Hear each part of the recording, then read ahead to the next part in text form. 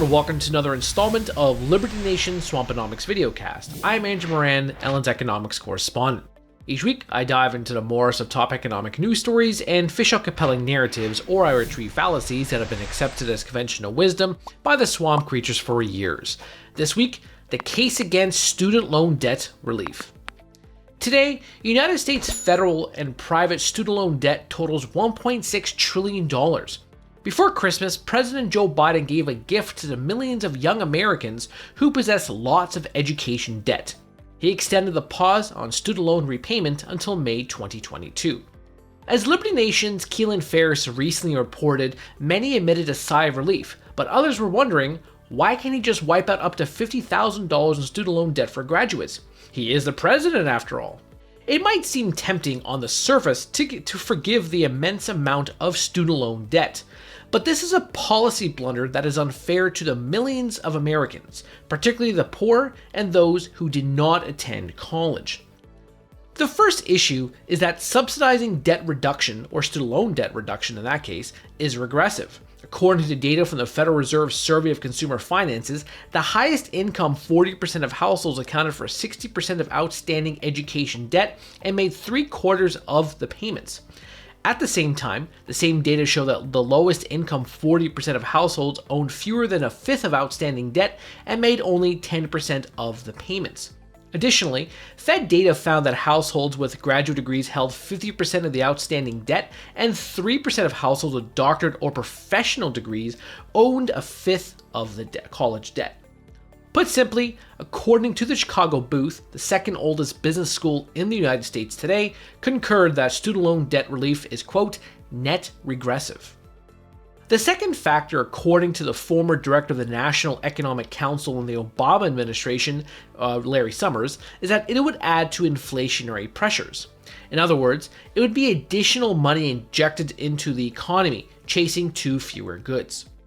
And then what about the millions of Americans who did not attend college or university or paid for their own post-secondary studies without government-backed student loans? This would be unfair to those individuals and households because they would be subsidizing, once again, the most affluent in American society. Why should somebody who perhaps studied the trades cover the cost of a young person who enrolled in a liberal arts college to learn about lesbian studies? So, what is the solution in today's environment? It may not be what the people want to hear, but it is time to get the government out of the business of guaranteeing student loans. When Joe Biden was vice president, he agreed in 2011 that taxpayer-funded student loans contributed to the growing cost of tuition. It makes sense too. By having government guarantee student loans, these universities can raise the price of everything knowing that they will get theirs. Plus, they can use this money to waste on a wide variety of unimportant amenities, such as a lavish gym, an opulent cafeteria, or safe spaces filled with chocolate chip cookies and puppies. Moreover, by using government loans for post-secondary education, it further facilitates students to enroll in institutions so they can study subjects with very little chances of landing a job.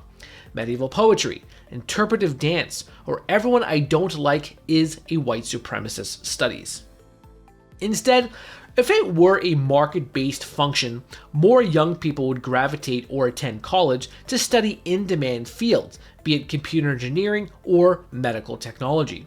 They would also be given loans with better terms and conditions, while someone desiring to study anthropology would likely pay higher interest rates with inferior terms and conditions.